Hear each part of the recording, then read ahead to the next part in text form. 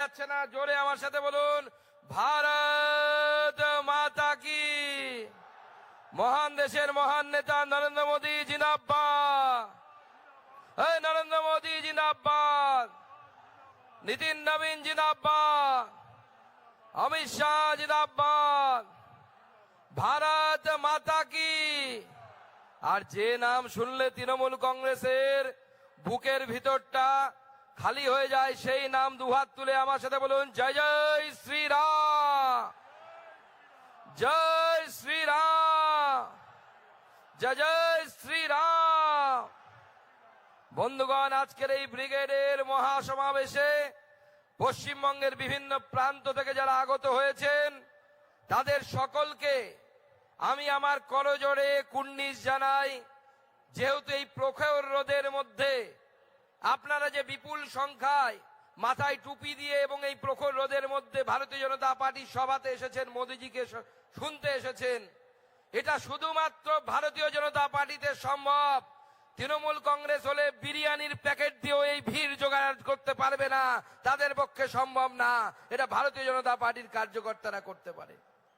মঞ্চে আমাদের সমস্ত নেতৃত্ব উপস্থিত আছেন। মাননীয় বিরোধী দলনেতা শুভেন্দু অধিকারী থেকে শুরু করে আমাদের দিলীপ দা থেকে শুরু করে মিঠুন দা থেকে শুরু করে তথাগত দা, রাহুল দা, আমাদের সাংসদগণ, রাজ্যের জেনারেল সেক্রেটারিগণ এবং রাজ্যের সম্পাদকগণ, সহসভাপতিগণ, আমাদের মোর্চার সভাপতি, 7 মোর্চার সভাপতি, তারাও এখানে উপস্থিত আছেন। প্রাক্তন মন্ত্রীরা উপস্থিত আছেন, আমাদের রাজ্যসভার সাংসদ তারা উপস্থিত আছেন। আমি সবার নাম ইন্ডিভিজুয়ালি নিচ্ছি না, সবাইকে একবার জোরে হাততালি দিয়ে সমস্ত নেতৃত্বকে বরণ করে নিন, সবাইকে স্বাগত জানান, অভিনন্দন জানান। বন্ধুগণ, আমাদের এই সভা এটি বিশেষ গুরুত্বপূর্ণ সময়ে অনুষ্ঠিত হতে চলেছে। এই সভায় মাননীয় প্রধানমন্ত্রী এসে আমাদেরকে মার্গদর্শন দেবেন যে কিভাবে আগামী দিনে বিকশিত পশ্চিমবঙ্গ তৈরি হবে। তিনি বলবেন মমতার এই অপশাসন কিভাবে দূর হবে। তার আগে মুখ্যমন্ত্রী গোটা কলকাতা জুড়ে গো ব্যাক মোদি পোস্টার লাগিয়েছে। দিদি, যতই পোস্টার লাগান, বাংলার মানুষের মনের ভিতরে লেখা আছে go back Mamata, go back Mamata, go back Mamata. বাংলার মানুষ তার হৃদয়ে লিখে নিয়েছে। আর নরেন্দ্র মোদীর জন্য হৃদয় ভরা ভালোবাসা। বাংলার মানুষ অপেক্ষা করছে নরেন্দ্র মোদীর ডবল ইঞ্জিন সরকার এই পশ্চিমবঙ্গে তৈরি হবে। সেই ডবল ইঞ্জিন সরকার পশ্চিমবঙ্গকে খাত থেকে তুলে আনবে। তাই আমার সাথে একবার বলুন, আমি বলবো পশ্চিমবঙ্গে দরকার, আপনারা বলবেন ডবল ইঞ্জিন সরকার। হবে তো? বলুন পশ্চিমবঙ্গে দরকার, পশ্চিমবঙ্গে দরকার, পশ্চিমবঙ্গে দরকার। বন্ধুগণ, আমাদের এই সভার কিছুদিন আগে মুখ্যমন্ত্রী ধর্ণা দিচ্ছিলেন। ধর্ণা মঞ্চে পর্দা ছিল, পর্দা উঠলো, মিউজিক হলো, গান বাজনা হলো, নাটকও হলো। কিন্তু আমরা অবাক হয়ে গেলাম যে একসময় বাংলা সিনেমায় রঞ্জিত মল্লিক বড় বড় ডায়লগ মারতেন অঞ্জন চৌধুরীর সিনেমাতে, আর আমাদের মুখ্যমন্ত্রী সেই অঞ্জন চৌধুরীর সিনেমার ডায়লগ মারলেন। বললেন কোন একটি সম্প্রদায়, উনি মুসলিমদেরকে বোঝাতে চেয়েছেন, বলেছেন এক হয়ে যদি যান, 1 সেকেন্ডে নাকি সমস্ত হিন্দুদেরকে ধূলিসাৎ করে দেবে, শূন্য করে দেবে। মাননীয় মুখ্যমন্ত্রী, আপনার বক্তব্য আমাকে মনে করিয়ে দিচ্ছিল কয়েক বছর আগে হায়দ্রাবাদের একজন নেতা আছেন আসাদুদ্দিন ওবেসি, তার ভাই, তিনি বলেছিলেন এই দেশে হিন্দুরা 80 কোটি, মুসলমান 20 কোটি, 15 মিনিটের জন্য পুলিশ বন্ধ করে দাও, দেখবো হিন্দুদের কত ক্ষমতা আছে। হুমায়ুন কবির বলেছিল যে 2 ঘন্টা সময় দিলে ভাগীরথীতে নাকি হিন্দুদের গলা কেটে ভাসিয়ে দেবে। আমি জানি না 1946 সালে দাঙ্গার সময় সোহরাবর্দী সাহেব কত সময় দিয়েছিলেন, কিন্তু ছি মুখ্যমন্ত্রী, আপনি সবাইকে পার হয়ে গেলেন। আপনি বললেন 1 সেকেন্ডের মধ্যে নাকি হিন্দুদেরকে আপনি জ্বালিয়ে পুড়িয়ে ছারখার করে দেবে, আপনার দুধেল গায়েরা নাকি শেষ করে দেবে। আমি বলছি মাননীয় মুখ্যমন্ত্রী, 1 সেকেন্ড নয়, এই শক্তির বিরুদ্ধে যারা সাম্প্রদায়িক শক্তি, আপনার মতো মানসিকতার লোক তাদের বিরুদ্ধে হাজার হাজার বছর ধরে আমরা সংগ্রাম করেছি, তাই আজকে আমরা সনাতনী হিন্দু, আমরা হাজার বছর ধরে টিকে আছি, আগামী দিনেও টিকে থাকবো। আপনি দেখবেন আর জ্বলবেন, কিচ্ছু করতে পারবেন না। আমরা টিকে থাকবো। আমরা জোরের সাথে বলবো জয় শ্রীরাম, জয় শ্রীরাম। মুখ্যমন্ত্রী শুনতে পাচ্ছেন তো, কত গলা, কত লক্ষ কণ্ঠ একসাথে বলছে যে জয় শ্রীরাম। তাই বন্ধুগণ, মুখ্যমন্ত্রী যতই বলুক, 1 সেকেন্ডের গল্প 1 সেকেন্ডে পশ্চিমবঙ্গের মানুষ করবে। এবার যখন ইভিএম এ গিয়ে 1 সেকেন্ডের মধ্যে বিজেপির বাটনটা দাবাবে, বিজেপির বোতামটা দাবাবে, পদ্ম ফুলে ভোট পড়বে। 1 সেকেন্ডে খেল খতম, মমতা ব্যানার্জি খতম, তৃণমূল যাবে, বিজেপি আসবে। সেই দিন আসে বন্ধুগণ। আর মোটামুটি 40 দিন সময় আছে, সাংবাদিকরা বলছিলেন। তাই এই 40 দিন নিজেরা পরিশ্রম করুন, আমাদের নেতৃত্বদেরকে ডাকুন, আমরা পরিশ্রম করব। 40 দিন সময় নিন, তৃণমূল নামক জঞ্জালকে বিসর্জন দিন। এই 40 দিনের পরিশ্রমে আমাদের তৃণমূলকে সরাতে হবে। বন্ধুগণ, মমতা বন্দ্যোপাধ্যায় বলেন যে আমরা নাকি, আমাদের বিজেপির সরকার এই রাজ্যের জন্য নাকি কিছুই করেনি।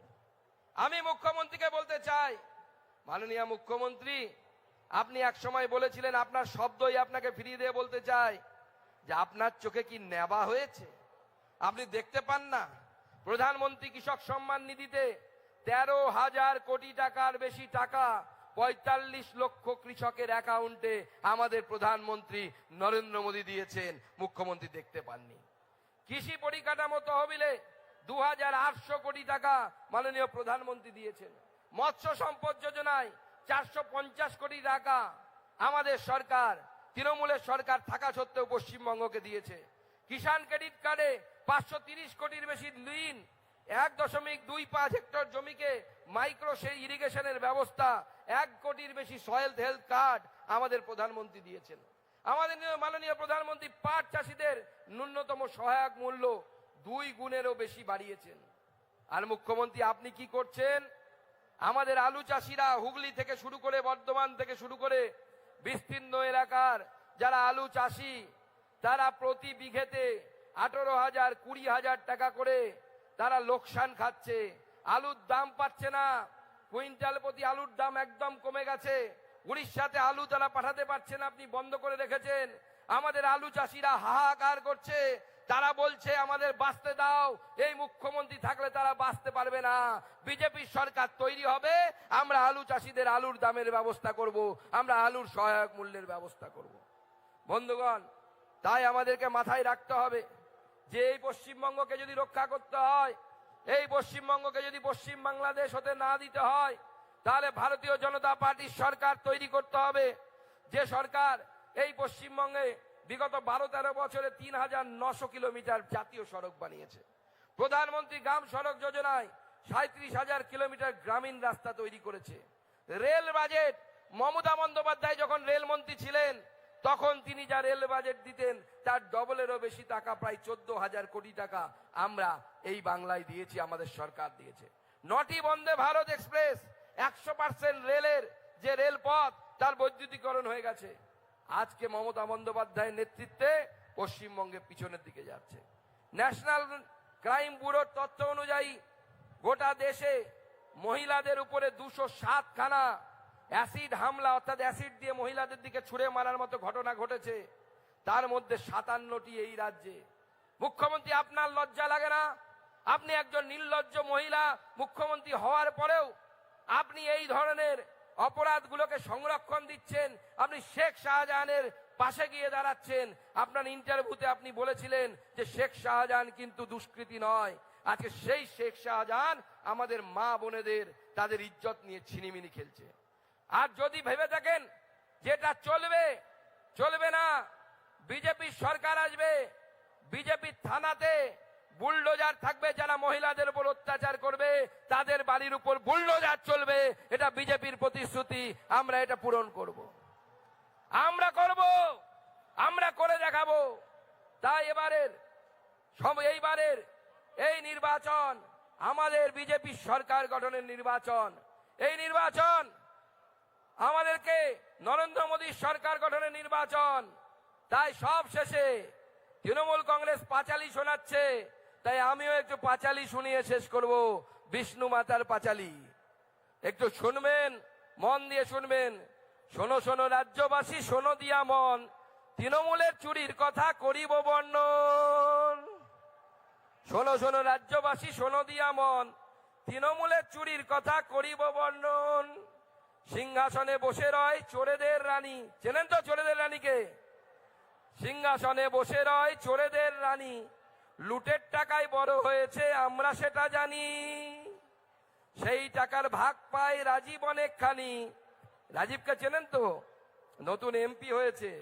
সেই টাকার ভাগ পায় রাজীব অনেকখানি। লাল ডায়েরি কোথায় গেল আজও জানা যায়নি। সারদার লাল ডায়েরির কথা নিশ্চয়ই আপনাদের মনে আছে। পার্থ বেটা গিলে খেলো শিক্ষারও মান, পার্থ বেটা গিলে খেলো শিক্ষারও মান, জীবন কৃষ্ণ পুকুরিতে মোবাইল হারান। যখন জীবন কৃষ্ণকে ধরতে গেছিল, কি মুর্শিদাবাদের লোকেরা আছেন নাকি এখানে? যখন জীবন কৃষ্ণকে ধরতে গেছিল, বেটা মোবাইল ছুঁড়ে পুকুরে ফেলেছিল। পার্থ বেটা গিলে খেলো শিক্ষারও মান, জীবন কৃষ্ণ পুকুরেতে মোবাইল হারান। স্যান্ডো হেকিমের কথা কি বা বলিব। স্যান্ডো হেকিমকে চেনেন তো? স্যান্ডো গেঞ্জি পরে টাকা নিচ্ছিল, স্যান্ডো হাকিম। স্যান্ডো হাকিমের কথা কি বা বলিব, বন্দরে ঝেড়েছে টাকা কিভাবে গুনিব। অরূপ বেটা বড় কেষ্ট সবাই সেটা জানি। অরূপকে মনে আছে? আমাদের ক্রীড়ামন্ত্রী, যিনি হাতে লেখে ইস্তফা দিয়েছিলেন। অরূপ বেটা বড় কেষ্ট সবাই সেটা জানি, মেসি কাণ্ডে চুরি করেছে অনেকখানি। অরূপ বেটা বড় কেষ্ট সবাই সেটা জানি, মেসি কাণ্ডে টিকিট চুরি করেছে অনেকখানি। জ্যোতি বেটা চুরি করে গরিবের চাল, এটা জ্যোতিপ্রিয়, বসু নয় কিন্তু। জ্যোতি বেটা চুরি করে গরিবের চাল, এই জন্য বাংলার মানুষ ভুগছে চিরকাল। ছোট হতে রাজনীতিতে চোর ভাইপোর নাম, এটা তো সবাই চেনে, চোর ভাইপো। ছোট হতে রাজনীতিতে চোর ভাইপোর নাম, কয়লা বালি খেলেও নাকি বাড়ে তার নাম। চোরেদের কথা তাই শেষ করা দায়, চোরেদের কথা তাই শেষ করা দায়, যত বলি তত যেন বাড়িয়া যায়। সবে মিলে বিষ্ণু মাতার চরণে হরি হরি বলো, সবে মিলে বিষ্ণু মাতার চরণে হরি হরি বলো। আজ আমার পাঁচালি হেতা সাঙ্গ হলো। সবাইকে নমস্কার, সবাই ভালো থাকবেন, অগ্রিম শুভেচ্ছা, ধন্যবাদ।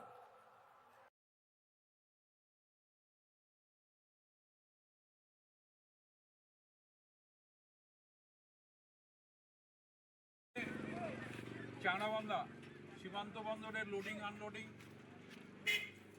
ও ক্লিনিং ওয়ার্কার্স ইউনিয়নের উদ্যোগে আইএনটিইউসির নেতৃত্বে এসআইআর, আপনারা জানেন যে এসআইআর এর একটা লিস্ট, ভোটার লিস্ট পাবলিশ হয়েছে। অ্যাডজুডিকশনের মধ্যে অর্থাৎ বিচারাধীনের মধ্যে কিছু নাম অ্যাড করা হয়েছে, কিছু নয়, সংখ্যাটা অনেক, 60 লক্ষ, যেটা দিয়ে প্রায় অনেক রাজ্যের ভোটার সংখ্যাই নয় 60 লক্ষ ভোটারের নাম বাদ গেছে। জননেতা রাহুল গান্ধী বারবার বলেছিল যে এসআইআর তাড়াহুড়ো করে করার সময় নয়। এসআইআর কংগ্রেস দল বহুবার করেছে, ভারতবর্ষের মানুষের গায়ে আঁচ পড়েনি।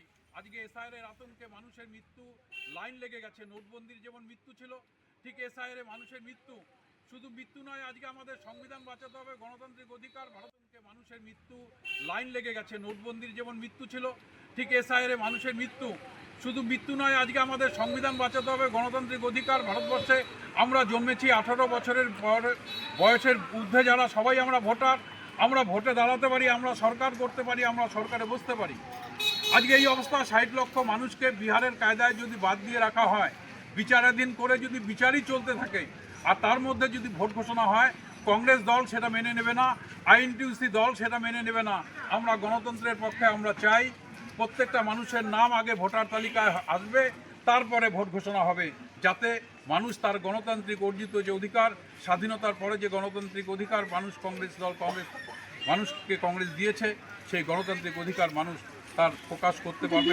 সংবাদ মাধ্যম থেকে শুরু করে বিভিন্ন জায়গায় বিজেপি নেতৃত্বরা বলে বেড়াচ্ছেন যে হিন্দু হলে তাদের নাম চলে আসতে পারে এবং অন্য সম্প্রদায় হলে নাম বাদের বিষয়টা, আমরা সাম্প্রদায়িক তত্ত্ব যেভাবে উঠে আসছে, ওরা সাম্প্রদায়িকের রাজনীতিটা করে, রাজনৈতিক বেসিক জ্ঞানটা ওদের নেই। ওদের ফালাকাটার যে বিধায়ক, তার নাম বর্মন, সারনেম, তার নাম হয়েছে বমন। এবার যদি উনি নমিনেশন সাবমিট করতে যায় তাহলে তার সাবমিট করতে গেলে ভোটার তালিকা যদি সংশোধন না হয় সিভিল কাস্ট সার্টিফিকেট জমা দেওয়ার সময় তিনি বিপদে পড়বে। জলপাইগুড়ি এক যুব নেতা ফেসবুকে বড় বড় পোস্ট, আমরা অর্ধেক খাবো পেট খাবো কিন্তু ভারত আমার স্বাধীন, ভারতবর্ষ আমার মহান, আমরা ভিক্ষা করে খেতে রাজি আছি কিন্তু এই দেশ থেকে আগে মুসলিম তাড়াবো, হিন্দু রাষ্ট্র আমরা করব। আজকে সেই বাবুরও জলপাইগুড়ির যুব নেতা তার নামটা ডিলিট হয়ে গেছে। প্রচুর বিজেপির হিন্দু নেতার নাম ডিলিট হয়ে গেছে, মতুয়া সম্প্রদায়ের মানুষের নাম ডিলিট হয়েছে। শুধু মুসলমান নয়, একজনকে মারতে গেলে একটা যদি ঝড় আসে এখানে হিন্দু মুসলমান শিখ জৈন খ্রিস্টান সবাই মরবো, এখানে যদি বাদ পড়ে সবাই আহত হব, সবারই মৃত্যু হবে। তাই কংগ্রেসের ভূমিকা গণতান্ত্রিক অধিকার সবার জন্য এক, কে কোন দল করে কে কোন ধর্ম বিশ্বাসী সেটা বড় কথা নয়। গণতান্ত্রিক অধিকার রক্ষা করতে গেলে আগে ভোটার তালিকা সংশোধন, পরে ভোট, এটাই জ্ঞানেশ কুমারকে করতে হবে এবং এর লড়াই আমরা লড়ছি। বিশ্বজিৎ সরকার, পশ্চিমবঙ্গ প্রদেশ কংগ্রেস সদস্য, কোচবিহার জেলা আইএনটিসি সভাপতি। কি বলবেন আজকের মিছিলে এসআইআর ছাড়া আর কি কি বিষয়গুলি উঠে এসেছে? আমাদের এসআইআর ছাড়াও বিশেষ যেমন প্রতিনিয়ত মূল্যবৃদ্ধি হচ্ছে, তৎসঙ্গে রান্নার গ্যাসের দাম যেভাবে প্রতিনিয়ত বৃদ্ধি হচ্ছে, প্রতি সিলিন্ডার প্রতি 60 টাকা বৃদ্ধি হচ্ছে, এতে করে সাধারণ মানুষের ভীষণ ক্ষতিগ্রস্ত হচ্ছে, সাধারণ মানুষের পেটে লাথি মারা হচ্ছে। আর একদিকে হচ্ছে আমাদের যেটা আমার প্রেসিডেন্ট বললেন বিশ্বজিৎ সরকার মহাশয়, যে এসআইআর একটা আমাদের আজকের আন্দোলনের মুখ্য ভূমিকা, সেটার এই যে রান্নার গ্যাসের দাম বৃদ্ধি পাচ্ছে, সাধারণ মানুষের অসুবিধা, এই ক্ষেত্রে কংগ্রেস আপনারা কি আন্দোলন সাজাচ্ছেন, কি পরিপ্রেক্ষিতে, মানে আন্দোলনটা কতদূর যাচ্ছে, কীভাবে? আমরা এই মূল্যবৃদ্ধির প্রতিবাদ সারা রাজ্যে করছে জাতীয় কংগ্রেস এবং আইএনটিসির পক্ষ থেকে এই আন্দোলন জোরদার করা হবে, আগামী দিনে করা হবে, যাতে করে যেভাবে মূল্যবৃদ্ধি হচ্ছে সেটা যেন মূল্যবৃদ্ধি না হয়, তারই প্রতিবাদ আমরা করব। রান্নার গ্যাসের পাশাপাশি ডিজেল পেট্রোলেরও মূল্য বৃদ্ধি পাবে এবং ভারত থেকে নাকি বাইরে বিভিন্ন দেশে সাপ্লাই দেওয়ার কথা জানা যাচ্ছে সংবাদ মাধ্যম থেকে, কী বলবেন? আমরা শুনতে পাচ্ছি যে আমাদের দেশে আগে আমাদের দেশের কথা ভাবা হোক, আমাদের ভারতবর্ষের তেল পাওয়া যাবে কি যাবে না সেটা আগে ভাবা হোক, তারপরে অন্য দেশের কথা ভাবা হোক। আজকে আমরা যেভাবে মূল্যবৃদ্ধি হচ্ছে তেল এবং পেট্রোল এবং ডিজেলের উপরে, রান্নার গ্যাসের উপরে, নিত্য প্রয়োজনীয় জিনিসের উপরে, সেটা না ভেবে যদি বাংলাদেশের কথা চিন্তা করা হয় সেটা খুবই একটা ভাবার বিষয় থাকে। এটাতে আমরা পক্ষপাতিত্ব নই। আর উত্তরবঙ্গে রাষ্ট্রপতি আসার পর রাষ্ট্রপতি বিজেপিকে নিয়ে কথা বলেছেন, রাষ্ট্রপতি বিজেপির হয়ে কথা বলেছেন, এই নিয়ে তৃণমূল থেকে বিভিন্ন অভিযোগ থাকে।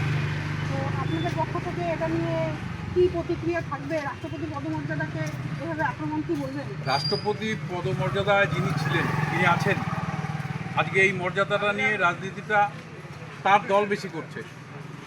তিনি রাজনীতির ঊর্ধ্বে, কিন্তু তিনি এখন রাজনীতির মুখ্য ঘুঁটি, দাবার ঘুঁটি হয়ে গেছেন। তার মনে নেই ভারতবর্ষের সংসদের পবিত্র সংসদ ভবন নতুন করে উদ্বোধন হলো, পুজো পাঠ হলো, উনি সাঁওতালি জাতি মানুষ দেখে, উনি হিন্দু নয়, তাই দ্রৌপদী মুর্মুকে ডাকা হলো না, নরেন্দ্র মোদী নিজেই গদা ধরে পূজা করলেন। এটা ভারতবর্ষের মানুষ কি দেখেনি? দেখেছে। আজকে একটা ট্রাস্টির নাম দিয়ে ভারতবর্ষে হিন্দু রাষ্ট্র করবে। রাম আমাদের মহান নেতা, মহান যোদ্ধা, আমরা যারা ধর্ম করি রামকে মানি, কিন্তু মহান শিব মহান, তার থেকে বড় মহান কৃষ্ণ, তার থেকে বড় মহান বিষ্ণু। হিন্দুর দেবদেবীর শেষ নেই। কিন্তু সেই রাম মন্দিরে আজকে সিনেমা স্টার যারা, তারা আমন্ত্রণ পেয়েছিল, তখন তো দ্রৌপদী মুর্মুর কথা মনে হয়নি। একজন মহিলা, মাতৃজাতির মানুষ, তিনি একজন পিছিয়ে পড়া বর্গের ভারতবর্ষের মানুষ। আজকে ভারতবর্ষে যতগুলো ইন্দিরা গান্ধী যত উদ্বোধন করেছে, জগজীবন রাম কি ছিল না সাথে? ছিল। দলিত সম্প্রদায়ের মানুষ। আজকে মৌলানা আবুল কালাম কি জওহরলাল নেহরুর পাশে ছিল না? গান্ধীজির পাশে কি খান আব্দুল গফর গান ছিল না স্বাধীনতা আন্দোলনে? তাহলে সেটা যদি থাকতে পারে, মোদিজি ভারতবর্ষের পবিত্র সংসদ ভবন উদ্বোধনে তাকে ডাকছেন না, রাম মন্দির উদ্বোধনে ফিল্ম স্টারদের জায়গা দিচ্ছে হোটেল করার জন্য, তাদের ডাকছে, আম্বানিকে ডাকছে, আদানিকে ডাকছে, দ্রৌপদী মুর্মুকে ডাকলো না, তখন কি অপমান হয়নি?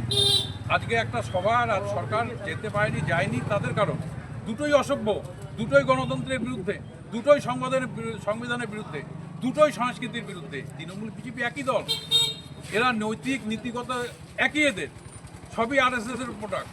এরা ছোট বড় হিন্দুদের উঁচু জাতের মধ্যে দিয়ে এবং হিন্দু মুসলমানের মধ্যে দিয়ে তাস খেলে এবং সেটা সমাজে ছড়ায়, তার মধ্যে দিয়ে ভোট নির্বাচনী বৈতরণ পাবে।